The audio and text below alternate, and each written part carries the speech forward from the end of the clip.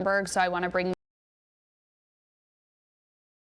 video, which hopefully you do. It's a great source to receive alerts, weather alerts. Again, this is for the NOAA weather radio. Some radio users will need to change frequencies to receive updates and on Helene. This includes York, Chester, and Lancaster counties. Those areas use 162.475. So again, changing that frequency on your NOAA weather radio. Now let's go ahead and get to a few things that I want to talk about very quickly, some updates here for you before we get started. And I'm going to check Facebook Live, kind of make sure you guys can hear me and see me. I see a couple of you guys joining, so I do think we are on. Let me know you can hear me and you can see me and say hello. Let me know where you're joining from. A couple of these updates: mandatory evacuation, again, mandatory in parts of northwest Charlotte on Riverside Drive and Lake Drive along the Catawba River. So we have ongoing flood warnings, which I will show you. Again, that part of northwest Charlotte under that mandatory evacuation. Actually, I believe that evacuation, I don't know if that is mandatory. I have to double check on that.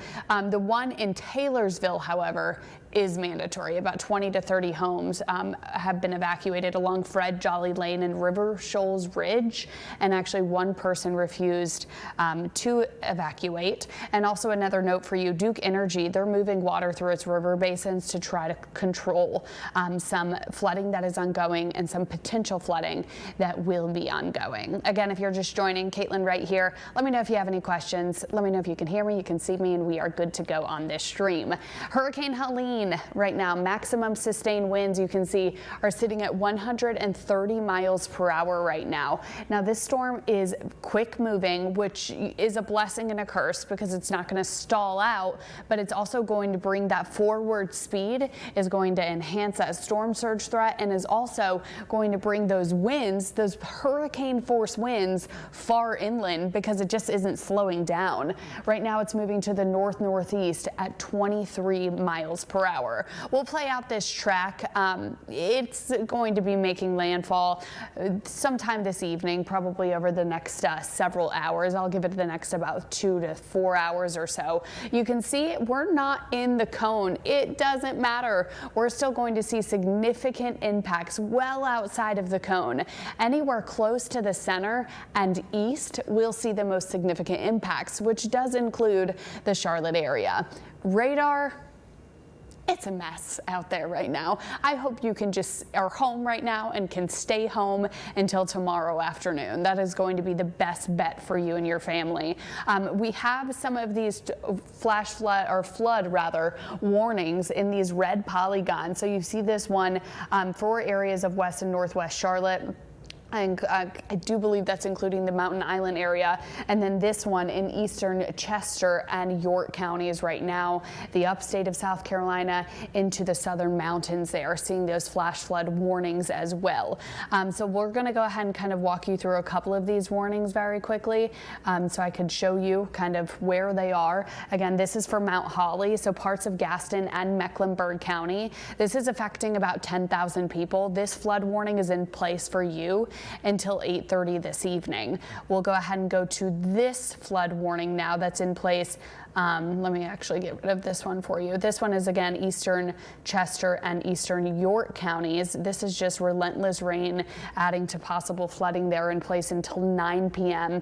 impacting almost 100,000 people in that area. So this is radar indicated, but the one in Mount Holly is significant and considerable. It has that considerable tag on it. So we'll look at some estimated rainfalls, and I'm going to tell you I'm going to get rid of all of those and redo it because that was from a little bit ago. These are for the last 24 hours. So I'll go ahead and start with areas across Avery County. In the last 24 hours, you have seen anywhere from about 5 to 8 inches. That's just one specific area I clicked on there. We'll go ahead and go down toward, we'll say Alexander County, over toward, let's go down to Gaston County here, about 2 to 4 inches. And these are just, again, radar estimates. I'm going to click on some of these areas that are actually in the flood warnings, though, because I want to see how much rain that you have picked up. We have seen several inches of rain already, and we're not done with it. I mean, it's pouring here now. We could have a little bit of a lull overnight, but it's not going to be enough to help us out. 4 inches of rain right in that part of York County, or Chester rather. Let's check in with York. About 5 inches of rain. I'm clicking on this area just to the south of Rock Hill. And now I want to zoom into Mount Holly. I'm going to zoom in for you here and see how much estimated rainfall you guys got there. Again, this is just a radar estimate, so it's not set in stone. I would say you probably received a little bit more than that, about, we'll call it 3 to 5 inches in your area. And again, we have a lot more to come. Look at this wall of water. I mean, this has just been moving in. Again, the wall of water is the best way to describe it. Look at this little bit of a dry spot near Augusta. We could get a little bit of a lull. It's certainly not going to dry us out.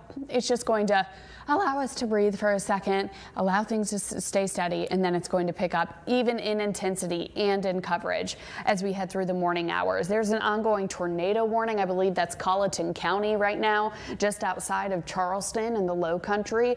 So tornadoes, that's a threat as well. We had a confirmed tornado in Blowing Rock last night. An EF1 is what the National Weather Service confirmed it as. And we had a couple of tornado warnings out there this morning as well. So I'll get to that threat here in a second. Let's go ahead and kind of look at where this storm is right now. You can see Helene, that counterclockwise spin, some of these outer rain bands, but lucky for areas of northwest Florida, they have an offshore wind, onshore wind. That's where you get all of that storm surge there across the Big Bend, area stretching down through even Tampa. They had to close bridges because of surge and because of hurricane force wind gusts as well, which are winds gusting 74 miles per hour or greater. So this is the monster. It's quick moving. We started to see that eye shrink and to get smaller, and that's just an indication that the storm was increasing in intensity quickly, because it doesn't directly impact us, but this is a catastrophic component to Helene, is going to be the storm surge. It was actually a note, and I want to read this to you because it made my stomach drop, and it's so telling. Taylor County Sheriff's Office, the Division of Emergency Management, and actually I'll kind of show you where Taylor County is. I'll zoom in to this map here. It's right about here. My graphics just being slow for you, but they put out a message. So this is Taylor County right there in Florida. And they said, if you or somebody you know chose not to evacuate, please write your name, birthday, and important information on your arm or leg in a permanent marker so you can be identified and your family can identify you.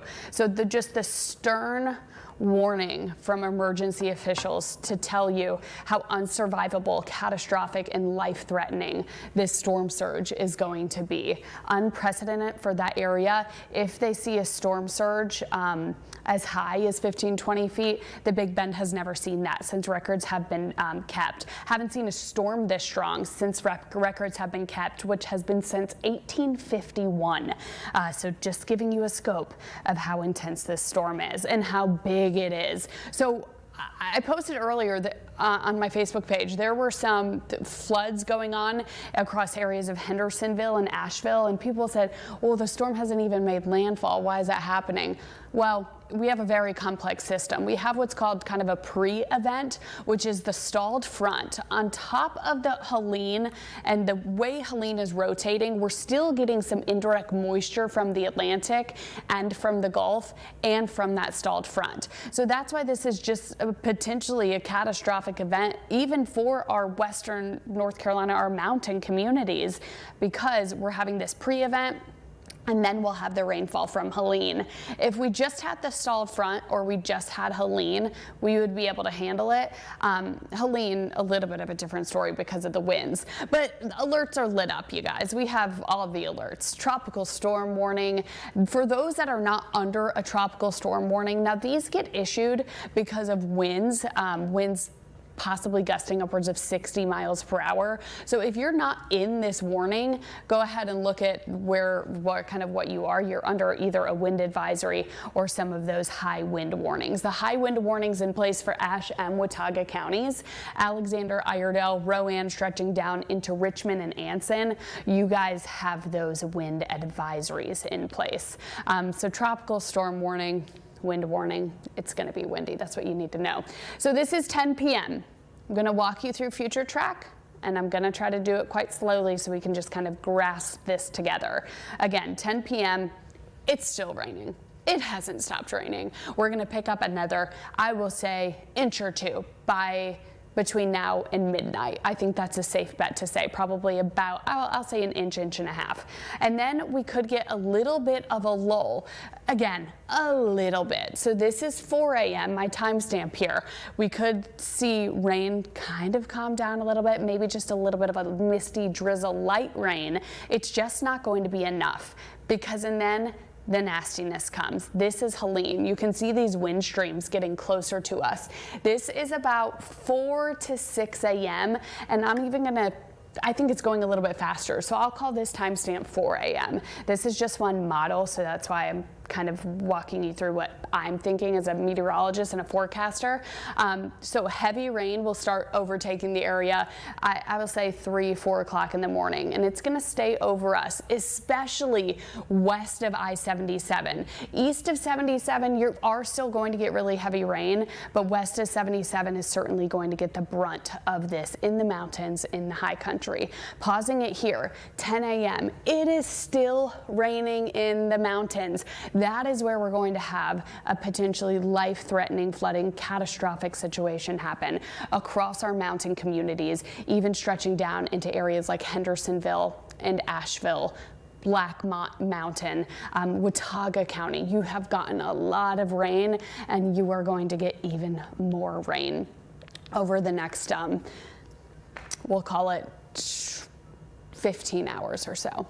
So 1 p.m. still seeing some light showers in the mountains, drying out 1 p.m. tomorrow. So really it's 8 p.m. This is going to be pretty quick moving. That's the good thing about the forward speed of the storm, is it doesn't sit directly over us, but the forward speed of the storm is going to bring those gusty winds, which I'll get to here in a second. So we look at projected rainfall totals on top of what we have already had, forecasting another, I'll call it 2 to 4 inches in the Piedmont if you're in the Piedmont west of 77. If you're in the Piedmont east of 77, I'll call it 1 to 3 inches. Up in the mountains, I think 10 additional inches is high, but I'll go anywhere from about 5 to 9, 5 to 10 inches of additional rainfall. That's on top of the several inches that we have already seen. Let's talk wind now. I'm going to backtrack this actually for you, just so you can kind of see how it progresses and when the worst of it heads our way. So this timestamp right here is 3 a.m. You're going to start hearing the wind howl a little bit. We're looking at possibly 30-mile-per-hour gust. I'll play this out. That's too far. I didn't want to go that far. I'll play this out to 6 a.m. We're looking at possibly 30 to 40-mile-per-hour gust. I would say the worst of the wind is going to be between 6 and 9 or 10. So this is what your winds could be at 9 o'clock in the morning. We're looking at 55. I'm not ruling a 60-mile-per-hour gust out across our area either. Now, this is a really gusty wind, even if you have a dry ground. If you have a saturated ground on top of it still raining, you're going to get down trees and you're going to get power outages, power lines down. I am anticipating widespread outages across the mountains, scattered outages across the Piedmont. It's certainly going to be more than isolated. We will have power outages here. We will see downed trees here as well. Don't park under a tree this evening, and don't have your car under it tomorrow morning if you can help it. Charge your devices. Don't forget, if you have one of those portable battery chargers, charge that too, so you have that as well. Duke Energy is going to be overwhelmed, extremely busy with all of the repairs, and so you could be without power for longer than just a couple of hours. So please charge those devices out there. The winds just not adding to a good situation when we have ongoing flooding across the area. They will calm down pretty quickly. This is 4 p.m. tomorrow. We're looking at winds gusting up to 30 to 35 miles per hour. And then of course we'll continue to see that dissipate by this time tomorrow evening. We're just looking at about a 15 to 20 mile per hour gust. If you are asking questions, I'll get to those in just 1 second. Let's look at the power outage. This is tomorrow morning. That's when the most significant power outages will come our way. Right now we do have some customers without power, which I'll go ahead and look up real fast. And if you ever want to look this up, it's super easy. You just go to Duke Energy outage map and click on the Carolinas, and then click on Duke Energy Carolinas. And we have in our area about 6,000 to 7,000 people right now without power. A lot of those people up toward, it looks like almost 3,000 people just to the north of Statesville. So we do have power outages, but those are going to get so much bigger as we head through the morning hours tomorrow because of the wind and because of that saturated ground that we have already as well. Next threat I want to talk about, you can't sleep on the tornado threat when it comes to tropical systems, especially if you're east of the center, which we are and we will be as we head through the day tomorrow as well. So this is our severe weather threat. We have a slight risk, which is a level 2 out of 5, meaning scattered tornadoes are possible. Typically in tropical systems, you get more on the weaker end, an EF0 and EF1. It's possible you get higher though. Actually out near Raleigh with, I think it was Debbie, they had an EF3. So it is possible. So please, again, that brings me to my point of charging your devices, because you want at least 2 ways to receive these warnings. If you have a NOAA weather radio, that's great. Turn on your emergency alerts on your phone. I think it's like settings, general, scroll down to the bottom, activate those emergency alerts. It's a little toggle you can put on. And then of course the WCCB WeatherWise app. I will be here all night until Nicole Madden gets in, and then she'll take over and be here with you all morning. So we will continuously do these updates and send alerts out for you as well. So that is that isolated tornado threat. And then I guess I'll show you this while I just clicked on it. Saturday, 81 degrees, it's sunny, it's gonna be nice. We just have to get through this storm, which is really going to be a nasty one, you guys. I'm going to look on Facebook right now to see if you guys have any questions. Say hello, let me know. You can hear me, you can see me. I see many folks joining. Thanks so much. Again, just take care of you, your families. Don't park under a tree. Oh no, lights are already flickering, Michael. Alfred, why does it move really fast, so fast after Helene comes on shore? Well, Alfred, that's a good question. It's actually moving quickly now. At one point it was like 12 miles per hour, 17 miles per hour. Now it's 23 miles per hour. And the reason that hurricanes and tropical systems have different speeds is something called a steering current. So the reason that it didn't go, say, to New Orleans or Mobile or Pensacola is because that stalled front, that area of low pressure that was digging across areas of Mississippi, the stalled front is pushing it more eastward, while we have an area of high pressure out in the Atlantic, which high pressures have a clockwise rotation. So that just kind of gave it a narrow channel of where this could have possibly gone, which is right toward the Big Bend. So with those 2 steering currents, based off those, also contributes to the forward speed of a storm. Wonderful question. Hi Beth in Chesterfield. I hope that you are doing well, and I hope I was able to answer a lot of your questions. This is why I love doing a Facebook Live with you guys, because it's just so in depth. We can chat, I can answer questions that you guys might have. This is the latest if you're just tuning in. Category 4 hurricane. Those maximum sustained winds right now are sitting at 130 miles per hour. This is going to be, I'm using words from the National Weather Service, unsurvivable in the Big Bend. There were mandatory evacuations, I think put in place 48, maybe even more than that, hours ago for people to get out of that area. So I really pray that they have heeded those warnings and evacuations, because this is it. There's no time left. We're going to start to see outer bands roll in, I would say, in the next probably hour. I mean, outer bands are already rolling in. The eye wall is what I meant to say, in the next probably hour to 2 hours. And this will be making landfall pretty quickly. I know this is a loop, so this is where the eye is right now, right there. And this is just looking at this storm. I've covered a few of these before. I was in Pensacola, Florida, as the morning meteorologist there, covering Hurricane Michael when it rapidly intensified, hitting Mexico Beach, causing just catastrophic devastation there, and this is going to be 100% similar to that. Now, a difference, excuse me, with this storm, it's going to impact more people in a catastrophic way. Unfortunately, because of that forward speed, it doesn't have time to slow down. I'm not comparing it. I need a sip of water. I'm so sorry. I'm not comparing it to other storms, but because you folks are in the Carolinas, you'll understand. Hurricane Ivan, it roared ashore, hitting, what's that?